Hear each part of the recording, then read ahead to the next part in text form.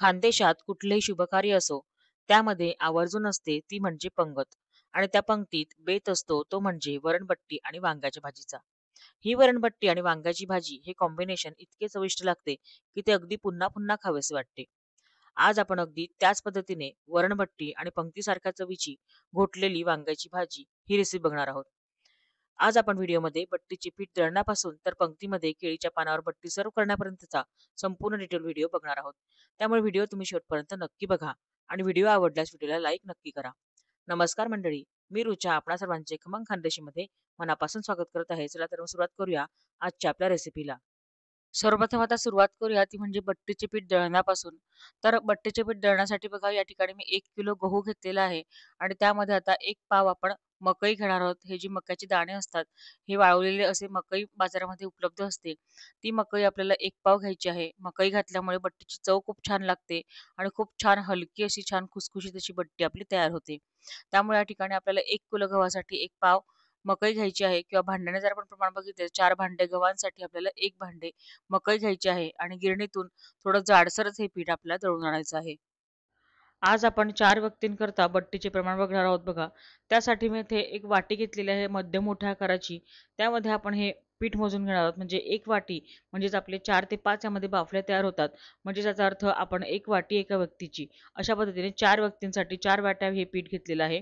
किंवा ह्या पद्धतीने देखील आपण याचे भाग करू शकता आणि मग ह्या पद्धतीने आपण हे 4 व्यक्तींचं बट्टीच्या पिठाचं प्रमाण घेऊ शकता. आपण आज जे हे पीठ बट्टीचं घेतलं आहे, ते थोडंसं असं चरमरीत असं आहे. म्हणजेच अगदी बारीकही नाही आणि अगदी जाडसर नाही. असं चरमरीत असं पीठ बघा, आपण आज बट्टीचं हे दळून घेतलेलं आहे. आपल्याकडे जर अशा पद्धतीचं पीठ दळलेलं नसेल किंवा दळायला वेळ नसेल, तर काय करायचं आहे, रोजचंच आपल्या वापरायची गव्हाची कणिक घ्यायची आहे. त्यामध्ये 2 ते 3 चमचे रवा घालायचा आहे आणि 2 ते 3 चमचे मकईचं पीठ घालायचं आहे. म्हणजे त्याची सुद्धा मस्त अशी बट्टी तयार होते. पुढे आपण आता ह्या पिठाला छान असं थंड तेलाचं मोहन देऊन घेणार आहोत. त्यासाठी बघा 2 ते 3 चमचे मी या ठिकाणी तेल घातलेलं आहे. आणि सर्व छानपैकी हाताने मिक्स करून घ्यायचं आहे. चोळून-चोळून सर्वत्र हे मोहन आपल्याला ह्या पिठाला लावून घ्यायचं आहे. मोहन घातल्यामुळे आपली जी बट्टी आहे ती मस्त हलकी आणि खुसखुशीत अशी तयार होते. पिठाला आता तेलाचे सर्वत्र असे छान असे मोहन दिले गेलेले आहे आपण बघू शकता. त्यामध्ये आता आपण पुढचे साहित्य टाकून घेऊया. सर्वप्रथम या ठिकाणी आपण हळद टाकून घेणार आहोत. 1 टीस्पून या ठिकाणी हळद टाकून घेतलेली आहे. पुढे घेतलेला आहे रोजचा वापरायचा आपला खाण्याचा सोडा म्हणजेच बेकिंग सोडा. तो आपण घेतलेला आहे बघा 1 टीस्पून म्हणजेच अगदी छोटा मसाल्याच्या डब्यातला जो चमचा असतो, तो भरून या ठिकाणी हा खाण्याचा सोडा आपण वापरणार आहोत. यामुळे काय होतं की आपली जी बट्टी आहे ती अगदी हलकी अशी छान अशी तयार होते. पुढे आपण चवीप्रमाणे मीठ घालून घेणार आहोत आणि हे सगळं आपण एकजीव करून घेणार आहोत. छान असं एकजीव करून घ्यायचं आहे. आपल्या बट्ट्यांना किंवा बाफल्याला खूप छान असा फ्लेवर येण्यासाठी त्यामध्ये आता सगळ्यात शेवटी आपण 1 चमचा ओवा हातावर चोळून घालून घेतलेला आहे बघा. छान सगळं एकजीव करून घ्यायचं आहे आणि आता याचा घट्टसर असा गोळा आपण भिजवून घेणार आहोत. थंड पाणी घेतलेलं आहे. थंड पाण्याने आपण थोडं-थोडं पाणी टाकत जायचं आहे आणि त्याचा घट्ट गोळा भिजवायचा आहे. पाणी टाकताना थोडं-थोडं टाका कारण की काय होतं की पिठाला मोहन दिल्या असल्यामुळे पाणी अगदी थोडंच लागतं आणि लगेचच त्याचा गोळा असा भिजवला जातो. आपण बघू शकता आपल्या बट्टीच्या पिठाचा घट्टसर असा गोळा बनवून या ठिकाणी रेडी झालेला आहे बघा. आतल्या बाजूने कडा ज्या आहेत त्या आपण दुमडत जायच्या आहे म्हणजे आपली बट्टी जी आहे ती छान अशी खुसखुशीत अशी तयार होते. हा गोळा आता आपण साधारणतः 10 मिनिटासाठी झाकून ठेवणार आहोत. तोपर्यंत आपण साधं वरण लावून घेणार आहोत. खानदेशामध्ये बट्टीसोबत साधं वरण खाण्याची पद्धत आहे. त्यासाठी बघा मी 1 वाटी फुल भरून तुरीची डाळ घेतलेली आहे. ही 4 लोकांना पुरेशी होते. ही डाळ आता आपण स्वच्छ पाण्याने 2 ते 3 वेळा धुवून घेणार आहोत. डाळ स्वच्छ पाण्याने धुवून घेतलेली आहे. त्यामध्ये आता आपण 3 वाट्या पाणी घालून घेणार आहोत. म्हणजे डाळ अगदी छान अशी शिजते. त्यामध्ये फक्त हळद आणि मीठ आपण या ठिकाणी घालून घेणार आहोत. कारण की हे प्लेन असं वरण असतं. हळद आणि मीठ या स्टेजला घातल्यामुळे काय होतं, की वरणाची चव खूप छान अशी लागते. छान सगळं एकजीव झाल्यानंतर आपण हे जे भांडं आहे हे कुकरमध्ये ठेवून घेणार आहोत. त्यावर एक झाकण ठेवून घ्यायचं आहे आणि मध्यम आचेवर 3 शिट्ट्या काढून स्लो गॅसवर आपल्याला 5 मिनिटं हे वरण शिजू द्यायचं आहे.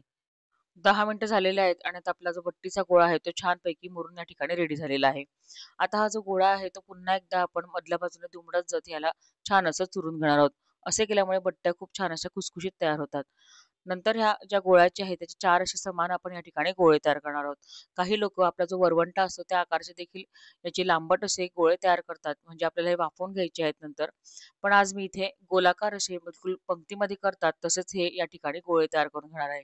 साधारणतः 4 आपण याचे भाग करून घेतलेले आहेत आपण बघू शकता आणि आता आपल्याला याचे छान असे गोलाकार अगदी कुठेही तड नसलेले म्हणजे अगदी छान प्लेन असे आपल्याला हे गोळे तयार करून घ्यायचे आहेत. बघा, आपण बघू शकता मस्त प्लेन असे छान 4 गोळे आपण या ठिकाणी रेडी करून घेतलेले आहेत. हे गोळे आता आपण वाफवून घेणार आहोत. तयार झालेले जे गोळे आहेत, ते आता आपण इडली पात्रामध्ये वाफवून घेणार आहोत. त्यासाठी बघा आपल्याला ढोकळ्याची जी प्लेट असते इडली पात्रामध्ये, ती आपण या ठिकाणी थोडी ग्रीस करून घेतलेली आहे तेलाने आणि त्यावर आता हे गोळे आपण रचून घेणार आहोत. इडली पात्रामध्ये भरपूर असं पाणी घालून घेतलेलं आहे मी खाली आणि हे आता ही प्लेट आपण यावर ठेवून घेणार आहोत आणि साधारणतः 20 मिनिटं मध्यम आचेवर आपण यांना वाफवून घेणार आहोत. 15 ते 20 मिनिटं झालेले आहेत बघा आणि आता आपले बट्ट्यांचे जे गोळे आहेत ते छान असे वाफवून या ठिकाणी रेडी झालेले आहे. आपण सूर्यामध्ये घालून बघूयात. हे बघा, याला कुठेही पीठ चिकटले नाही. याचा अर्थ असा आहे, की आपले जे बट्ट्यांचे गोळे आहेत ते छान असे वाफवून रेडी झालेले आहेत. गॅस या ठिकाणी बंद करून घ्यायचा आहे आणि हे गोळे थोडेसे आपल्याला थंड होऊ द्यायचे आहेत. आता हे जे बट्ट्यांचे गोळे आहेत, हे बघा हे सोडा घातल्यामुळे अगदी हलके असे मस्त झालेले आहेत. यांचे आता आपण काप करून घेणार आहोत. त्यासाठी बघा कटिंग पॅडवर मी एक गोळा ठेवलेला आहे. त्याला मधून काप घालत आहे आणि त्याचे 4 भाग करून घेणार आहोत. अगदी पंक्तीमध्ये ह्याच पद्धतीने याचे काप केले जातात. हे बघा, अगदी त्याच पद्धतीने आणि तशीच ही बट्टी आपली या ठिकाणी दिसत आहे. याला बाफला असं म्हणतात. कारण या बट्टीच्या पिठाला आपण वाफवून घेतो, त्या कारणामुळे याला बाफला असं म्हटलं जातं. तर आता हे बघा, हे जे बाफले आपण करून घेतलेले आहेत ना, हे अगदी त्याच आकाराचे म्हणजे हे अगदी परफेक्ट आपले लग्न पंक्तीतले स्टाईलचे कापून या ठिकाणी रेडी झालेले आहेत. कापून घेतलेले जे बाफले आहेत ते आपण आता तेलामध्ये तळून घेणार आहोत. त्यासाठी बघा मी या ठिकाणी सनफ्लॉवर तेल घेतलेले आहे. तुपामध्ये देखील बरेच जण तळतात. आपल्याला ज्यात आवडत असेल तुपामध्ये किंवा तेलामध्ये त्यामध्ये आपण हे बाफले तळू शकतात. तर बघा या ठिकाणी तेल जे आहे ते आपण गरम करून घेतले आहे. अगदी कडकडतही गरम करू नका तेल. तर काय होतं, की बाफले जे आहेत ते वरून अगदी जळतात आणि आतून अगदी कच्चे राहतात. त्यामुळे आपल्याला तेल गरम करायचे आहे आणि मध्यम आचेवर यांना व्यवस्थित असे गुलाबीसर रंगावर यांना तळून घ्यायचे आहे. दाखवल्याप्रमाणे झाऱ्याने तेल त्यावर थोडे उडवायचे आहे आणि खालून वरपर्यंत सगळ्या बाजूंनी आपण यांना छानपैकी तळून घ्यायचे आहे. हे बघा, या पद्धतीने आपल्याला उलटवत जायचे आहे हळूवारपणे आणि हे सगळे बाफले गुलाबीसर रंगावर छान असे तळून घ्यायचे आहेत. खूप छान लागतात चवीला हे बाफले, अप्रतिम लागतात. तुम्ही एकदा नक्की ट्राय करून बघा. हे खानदेशी पद्धतीचे बाफले तुम्हाला नक्की आवडतील. या पद्धतीने आपल्याला खालून वरपर्यंत यांना हलवत जात या पद्धतीने गुलाबीसर रंगावर तळून घ्यायचं आहे. बाफले या ठिकाणी तळून रेडी झालेले आहे. आपण बघू शकता किती मस्त असा रंग आलेला आहे. आपण हे बाफले आता काढून घेऊया. आपले सगळे बाफले किंवा बट्टी या ठिकाणी तळून रेडी झालेले आहेत. आपण बघू शकता अगदी पंक्तीमध्ये असते त्याच आकाराची आणि त्याच शेपची ही बट्टी किंवा बाफला या ठिकाणी तळून रेडी झालेला आहे. वरतून अगदी मस्त कुरकुरीत आणि आतून अगदी मऊसूत असा हा बाफला चवीला खूप छान असा लागतो. मी तुम्हाला एक बाफला तोडून दाखवते. हे बघा, किती छान असा दिसत आहे. दुसरीकडे आता डाळीचा कुकर देखील बघा थंड झालेला आहे आणि आपली तुरीची डाळ आता संपूर्णपणे व्यवस्थित शिजली गेलेली आहे. त्यामध्ये आता आपण लाकडी रवीच्या सहाय्याने ते छान असं लोणून घेणार आहोत आपलं वरण. हे बघा, लाकडी रवीच्या सहाय्याने लोणून घेतल्यानंतर आपलं वरण अगदी मस्त स्मूथ असं झालेलं आहे. त्यामध्ये आता आपण गरम पाणी घालून घेणार आहोत आणि त्याची कन्सिस्टन्सी ऍडजस्ट करून घेणार आहोत. थोडंसं पातळसरच असं हे वरण असतं. वरण भट्टीवर घेण्यासाठी म्हणजे सॉरी भट्टीवर घेण्यासाठी. त्यासाठी मी इथे पातळसरच असं वरण तयार केलेलं आहे. मीठ यामध्ये आपण ऑलरेडी घातलेलं होतं. परंतु चव पाहून आपण यामध्ये पुन्हा थोडं मीठ घालून घेणार आहोत आणि त्यानंतर त्याला 1-2 उकळ्या काढून घेणार आहोत आणि मग आपण ते भट्टीच्या चुरावर वाढणार आहोत नंतर. नेक्स्ट म्हणजे आता आपण लग्न पंक्तीमध्ये असते तशीच अगदी त्याच चवीची खानदेशी पद्धतीने बनवलेली घोटलेली वांग्याची भाजीची रेसिपी बघणार आहोत. त्यासाठी बघा मी या ठिकाणी वांगे घेतलेले आहेत. तर हे जे मोठे वांगे असतात ना भरताचे, हे जनरली वापरले जातात पंक्तीमध्ये वांग्याची भाजी करण्यासाठी. परंतु आपल्याकडे जर काही कारणाने हे उपलब्ध नसतील, तर हे छोटी जे वांगे आहेत हिरवे, हे उपलब्ध असतील तर तुम्ही ह्या वांग्यांची करू शकतात किंवा हे नसतील तर हे जे जांभळे वांगे आहेत, छोटं वांग आहे ते तर सगळ्या दूर आपल्या पुण्या मुंबईला देखील किंवा शहरांमध्ये सगळ्या दूर हे उपलब्ध असतं. त्यामुळे तुम्ही या वांग्याची देखील भाजी करू शकता. परंतु अगदी पारंपरिक चवीची किंवा त्याच चवीची जर तुम्हाला भाजी हवी असेल तर ती ह्याच वांग्याची लागते. तर आज आपण इथे एक वांग घेतलेलं आहे बघा. हे मोठं जे वांग आहे याचं जे वजन आहे ते 400 ग्रॅम आहे. याची भाजी आपल्याला 3 ते 4 लोकांना अगदी पुरेशी होते. त्यामुळे आज आपण ह्या वांग्याची इथे भाजी करणार आहोत. आपण बघू शकता एका बाउलमध्ये मी या ठिकाणी पाणी घेतलेलं आहे बघा. त्यामध्ये आपण थोडं जाड मीठ टाकणार आहोत. जाड मीठ नसलं तर आपलं रोजचं वापरायचं मीठ घालायचं आहे. त्यामध्ये आता आपण ह्या वांग्यांचे काप करून घालणार आहोत. म्हणजे जो कडसरपणा असतो ना मीठ घातल्यामुळे तो निघून जातो वांग्याचा. हे बघा, या पद्धतीने आपण हे वांग्यांचे मोठे-मोठेच असे काप करून घेणार आहोत. हे बघा, हे जे वांगं असतं ना खानदेशी पद्धतीचं, हे अगदी मस्त असतं. आतून अगदी मऊसूत असं असतं आणि यामध्ये अगदी बिया फार कमी असतात. त्यामुळे वांग्याच्या भाजीला विशेष अशी चव लागते. या पद्धतीने आपण याचे मोठे-मोठे काप करून घेणार आहोत.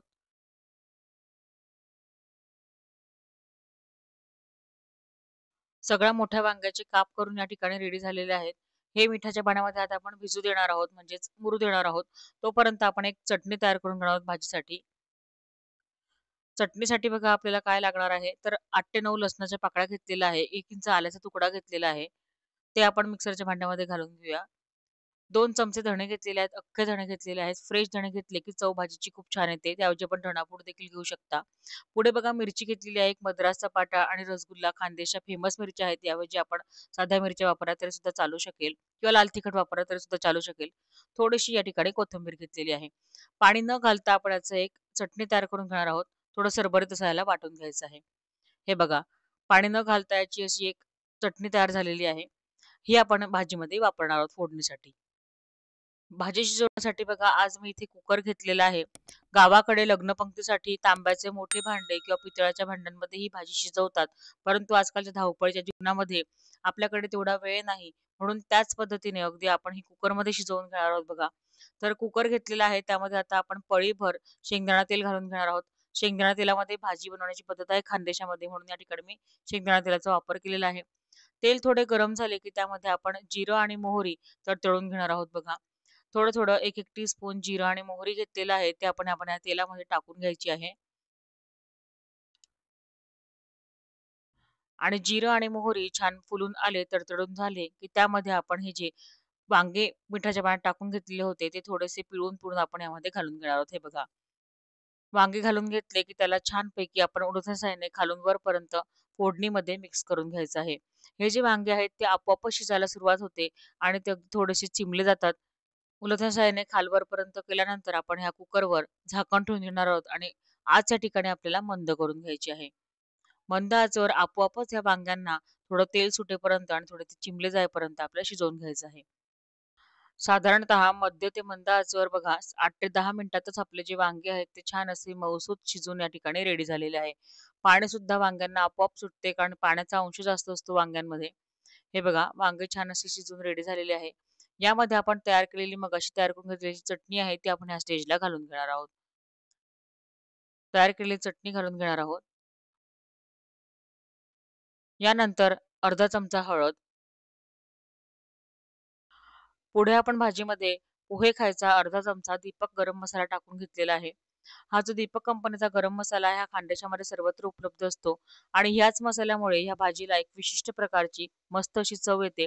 त्यामुळे आपण सुद्धा दीपक मसालाच वापरा म्हणजे आपल्या भाजीची चव अगदी ऑथेंटिक त्याच प्रकारची येणार आहे. पुढे आपण यामध्ये अर्धा चमचा तिखट घातलेले आहे. यामुळे रंग आणि चव दोघंही खूप छान येतात भाजीला. छान सर्व मसाले आपण एकजीव करून घेणार आहोत. सगळे मसाले आता व्यवस्थितपणे एकजीव झालेले आहे. साधारणतः मिनिटभर आपण यांना पुन्हा एकदा तळू देणार आहोत म्हणजे भाजी खूप छान अशी चवीची तयार होते. मिनिटभर झालेला आहे बघा. मसाला छान तळला गेलेला आहे. वांगाणं सुद्धा छान एकजीव झालेला आहे. यामध्ये आता आपण गरम पाणी घालून घेणार आहोत. सर्वप्रथम चटणी पॉटमध्ये थोडं पाणी घालून घेणार आहोत आणि उरलेली जी चटणी आहे ती आपण यामध्ये पाण्यामध्ये टाकून ती टाकून घेतलेली आहे. पुढे आपण पाव ग्लास यामध्ये गरम पाणी घातलेलं आहे. गरम पाण्यामुळे भाजीला चव खूप छान अशी लागते. चवीप्रमाणे मीठ घालून घ्यायचं आहे. सगळं एकजीव करून घेणार आहोत. साधारणतः अर्धा ग्लास मी या ठिकाणी गरम पाणी टाकलेलं आहे. आपण बघू शकता. प्रत्येक वांग्याला पाणी थोडं कमी जास्त सुटतं त्याप्रमाणे आपण पाणी टाकायचं आहे. अर्धा ग्लास पाणी टाकून घेतल्यानंतर आपण साधारणतः मीडियम फ्लेमवर याच्या 3 शिट्ट्या काढून घेणार आहोत. कुकरची या ठिकाणी वाफ निघून गेलेली आहे. आपण आता कुकर उघडून बघूया. हे बघा, भाजी देखील मस्त अशी झालेली आहे. रंग देखील खूप सुरेख आलेला आहे आणि भाजीचा सुगंध जो दरवळत आहे ना घरामध्ये, काय सांगू मंडळी, अगदी परफेक्ट तसाच आहे. भाजी हलवून बघूयात. हे बघा, पाण्याचे देखील अगदी परफेक्ट असे प्रमाण झालेले आहे. यामध्ये आता सगळ्यात शेवटी भाजीला छान असा आंबटपणा येण्यासाठी यामध्ये 2 आमसूल आपल्याला घालून घ्यायचे आहेत आणि भाजी रवेच्या सहाय्याने आपल्याला घोटून घ्यायची आहे. त्यामुळे आमसूल या ठिकाणी मी शेवटी टाकलेले आहेत कारण की भाजीचा रंग यामुळे बदलत नाही. जर आपल्याला कैरी उपलब्ध असेल आणि उन्हाळ्याचा सीझन असेल तर आपण यामध्ये अवश्य कैरी घालायची आहे. त्यावेळेला आमसूल घालायची नाही. फोडणीच्या वेळेला कैरी घालायची.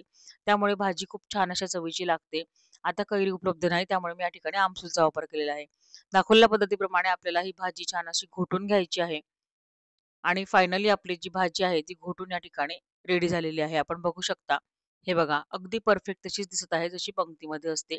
रंग देखील अगदी तसाच आलेला आहे आणि चव अगदी खात्रीने सांगते तुम्हाला मंडळी तशीच येते. तुम्ही सुद्धा ही जरूर ट्राय करून बघा या पद्धतीमध्ये.